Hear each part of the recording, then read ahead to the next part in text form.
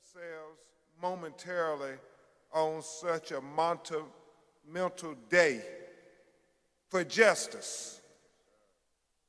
We were notified this morning, mid-morning, by the head of the Civil Rights Division, Kristen Clark, that the grand jury had ratified the charges, the federal charges, against the 5 police officers that have been charged with murder on the state level. She notified us that they had been charged with the federal charges of excessive force as well as conspiracy and witness tampering and deliberate indifference. 4 charges that could sentence them to life and beyond possibly. And we just want to pause to say thank you to the grand jury for affirming what we already knew in our hearts, that these police officers brutally killed Tyre Nichols, and it was unjustified, it was unnecessary, and it was unconstitutional. The grand jury affirmed that for us today here in Memphis, Tennessee, and we're so grateful for all of them doing their civic duties. We are equally grateful to Attorney General Merrick Garland, who Judge Doris, I believe, is one of the most effective attorney generals in the history of civil rights in America, if not the most effective.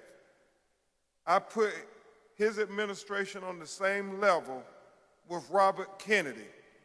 When you think about what him and civil rights head at the Department of Justice, Kristen Clark, who is the embodiment of what a civil rights director should be, always fighting for equal justice and due process and fairness. When you think about what they have done in their administration and trying to demonstrate that it's about equal justice for all citizens. They charged the officers who killed George Floyd with federal charges.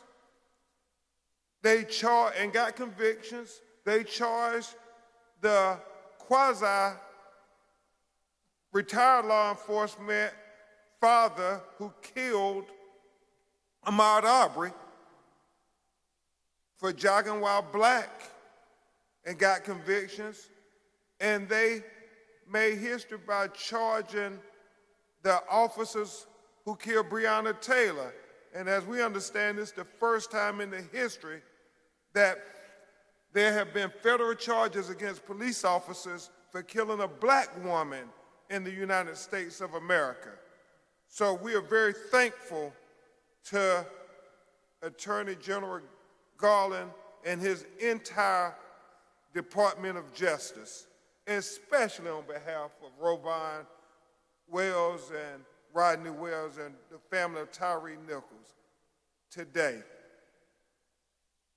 And the last thing I will say, before you hear from Tyre's mother and father, is that it is our hope with not only the charges that were brought against these 5 officers, but also with the pattern and practice investigation, that we can see a change in the policing here in Memphis, Tennessee, because we know Tyre was not the only young black man killed unnecessarily and unjustifiably here in Memphis. And so they are looking at the entire department to hopefully prevent any more of our loved ones being killed unjustly. Aren't y'all tired of seeing our young black men killed unjustly in Memphis and other cities around the world? I mean, how many more videos do we have to see? So if anything, we are so hopeful that today will send a chilling effect on police officers across America, that not only are you going to be under review by the state, but Merrick Garland and the Biden administration have sent the warning and set a precedent that the federal government is going to defend the civil rights for all American citizens against anybody, whether they're wearing a badge or not. It's about equal justice. And so we're very thankful to the Attorney General, Merrick Garland and Christian Clark, and the grand jury. We have renewed hope today for Tyre to get justice and for so many others across America. At this time, you'll hear from a lady who has always believed in her heart that something good was going to happen from this tragedy. And this is but another step towards that justice, and more importantly, something good happening from this tragedy. She was recognized by so many people, deservingly so, because she has inspired us all. Ms. Rovon Wells and Mr. Rodney Wells, the parents of Tyre Nichols.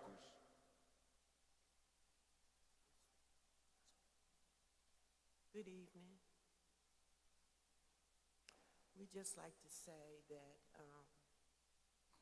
on behalf of my family and I, we'd like to thank everyone that was involved in the indictment of those police officers today.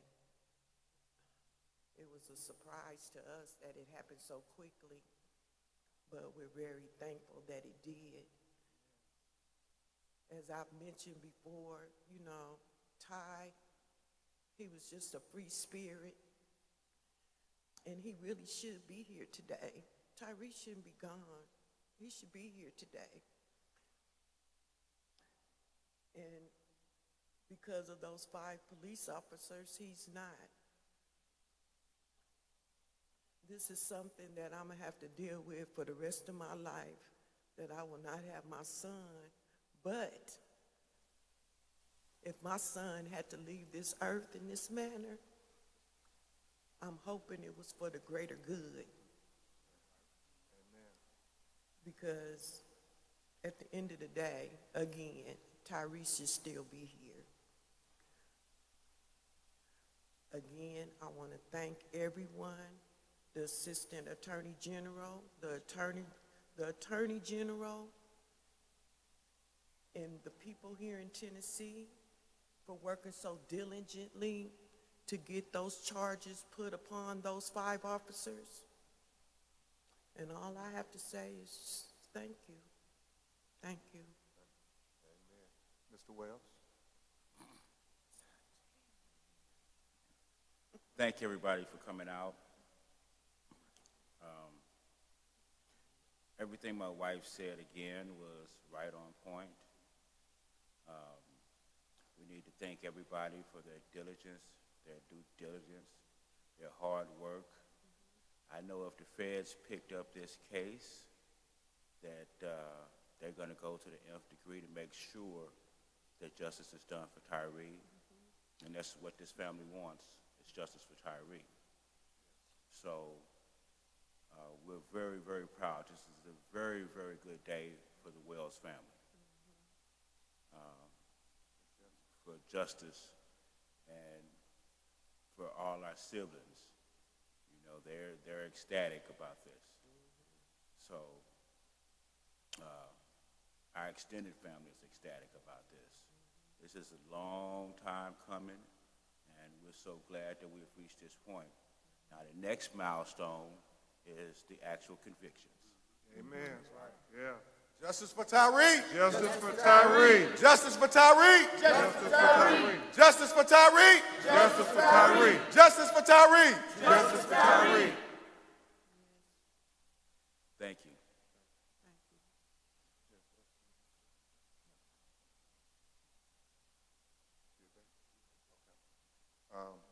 Thank you, Attorney Mendelson and Wachtell and Judge Doris. It's a team effort, and certainly Attorney Antonio Ramanucci, who wanted to be here, couldn't be here because he's teaching class at the University of Chicago Law School today. And to Kareem Ali and all the activists, this day would not be possible with those young people saying that Tyre Nichols' death will not be in vain. So thank you for that. At this time, we will answer your questions, and I would announce that Rovon Wells are going to join some of the other mothers of the movement.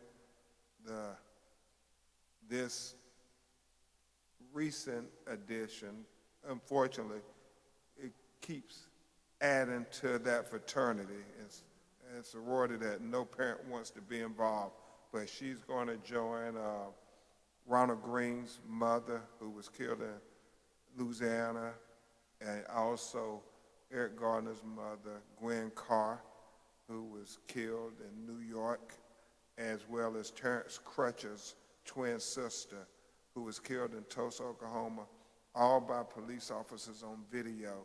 And they're going to join Senator Cory Booker and Congressman Steve Hosford, head of the Congressional Black Caucus, next week on September 20th to have an update on the efforts to pass the George Floyd Justice and Policing Act, because as Rovon has said continuously, that there has to be a greater good that comes from this tragedy.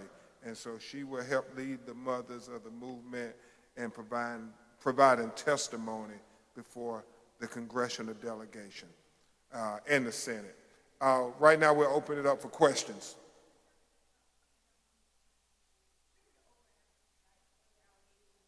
Officers lied about Tyre picking up 2 officers at a time. What is it like just to hear those type of allegations against his character? You know, it has to be just deflating for his mother and father and his family, but more importantly, the people who knew Tyre, who knew the kind of person he was, that he was a free spirit, that, as his mother said, that he was a good person. And I think about the diversity. That's what we talked to Christian Clark about. And Ms. Rovon, you may want to tell him a little bit about that and ask your question again. It may be just as important for Ms. Rovon to answer that question if you asked it again, because she told Christian Clark about his friends, his Starbucks crowd, and then his skateboarding crowd, and then his photography crowd, and then his FedEx crew. I mean, he has such a diverse group of people who loved him. So repeat that question for her.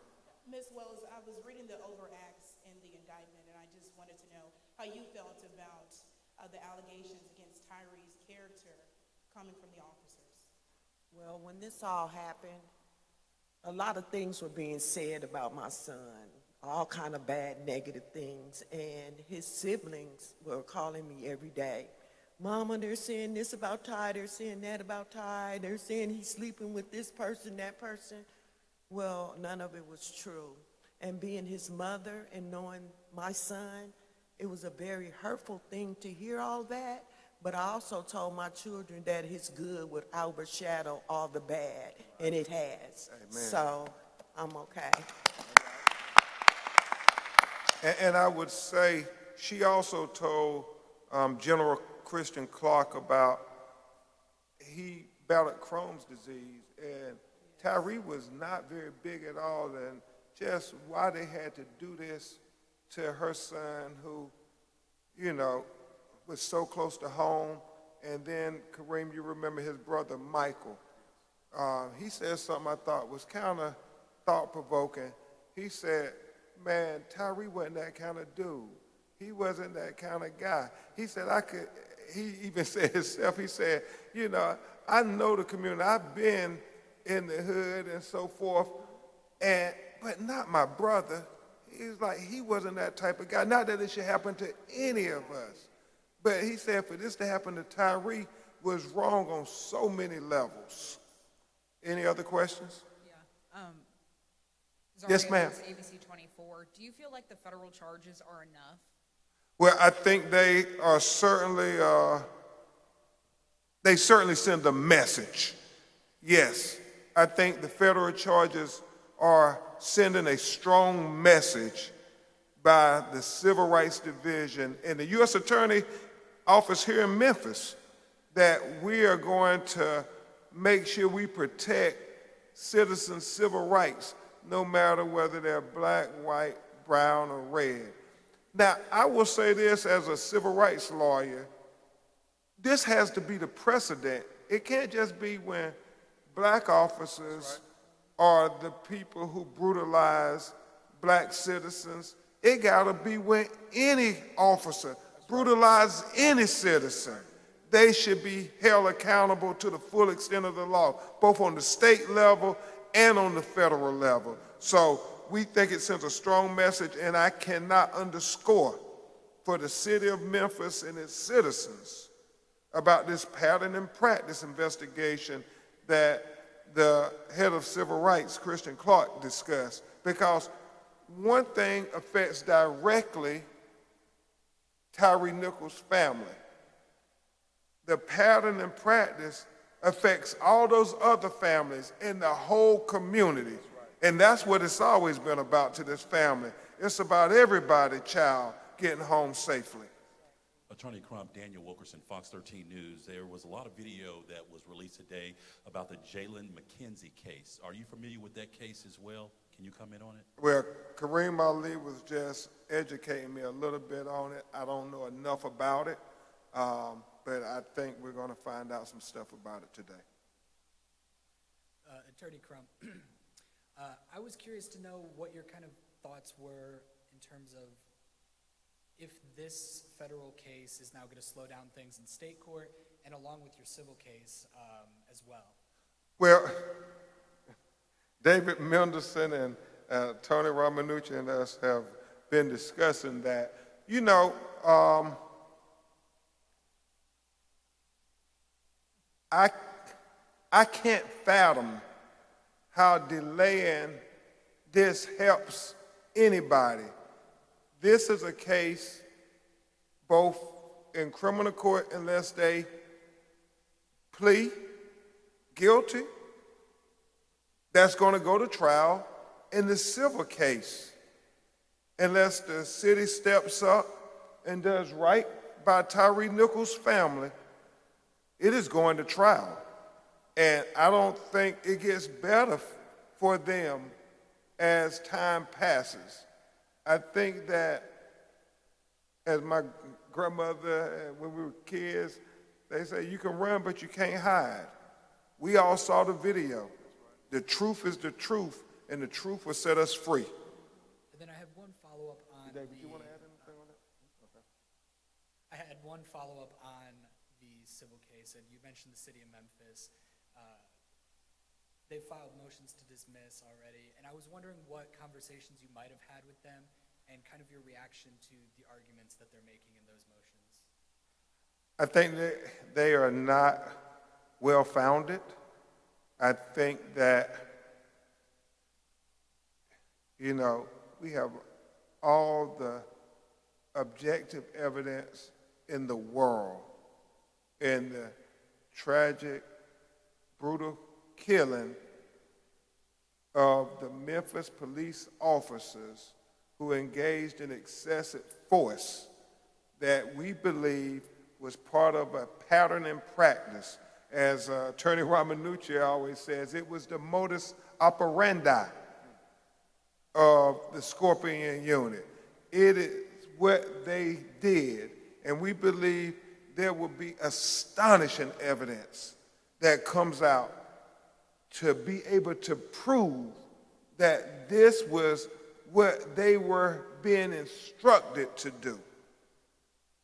And so we feel very confident in the civil case that there will be accountability for Tyre Nichols' family. And Mr. Wells, you can come to the mic. On that question you just asked, they worked for the Memphis Police Department. I heard something saying that they were claiming that they were rogue cops. They were not bounty hunters. They worked for the Memphis Police Department. So they will be accountable for their actions. Thank you. And I will piggyback. When I heard that they tried to dismiss the case, I guess, it was actually a slap in the face as far as I was concerned. Those 5 officers worked for the City of Memphis at the time that they murdered my son. So the City of Memphis is responsible for their employees. And so, for that being said, we'll see them in court. Amen. Amen. Any other questions? Attorney Attorney Crump, do you think that, oh, I said Trump.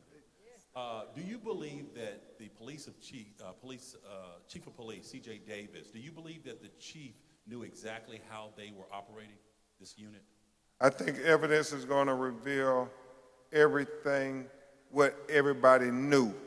It's going to be very important what, the officers testified to, because there were many officers on that scene who won't be able to take the Fifth Amendment defense against self-incrimination and not speak.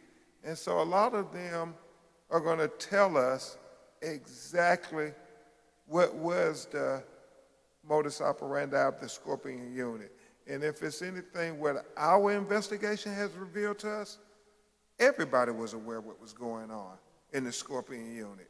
It was not something that was a secret to anybody based on what our investigation has revealed so far. And I tell you all, it's going to be astonishing evidence of what comes out. I mean, it may have an impact on these police tactical units. I know they have them in Miami. They used to call them the jump out boys. In Chicago, they were called the jump out boys. In Atlanta, they were called the Red Dog unit. I mean, these police squads that were given a license just to violate the constitutional rights of black people, that you all didn't matter. We can do anything we want to you. And I think you're going to hear this evidence that comes out. Are there any other questions? And if not, we will keep you all updated of not only the civil case, but as we continue to get full justice, not only of criminal convictions, civil compensation, but also the trips to Washington, D.C., as Tyre's family helped lead the effort, hopefully, Judge Joyce, to finally get substantive police reform in the United States of America that we have not had since President Lyndon Baines Johnson, LBJ Great Society legislation in the 1960s. I mean, it didn't happen with Rodney King. Everybody thought we were going to get police reform. And when he was beat and brutalized in Los Angeles, it didn't happen in Michael Brown and Ferguson, where everybody thought we was going to get police reform. And then certainly we all believe that it would happen when George Floyd was tortured to death by the Minneapolis Police Department. It didn't happen. And so Tyre Nichols is yet another prima facie case for why we must get police reform in the United States of America. How many more hashtags? How many more hashtags? How many more black people have to die unnecessarily before we say that America, we need police reform? Thank you.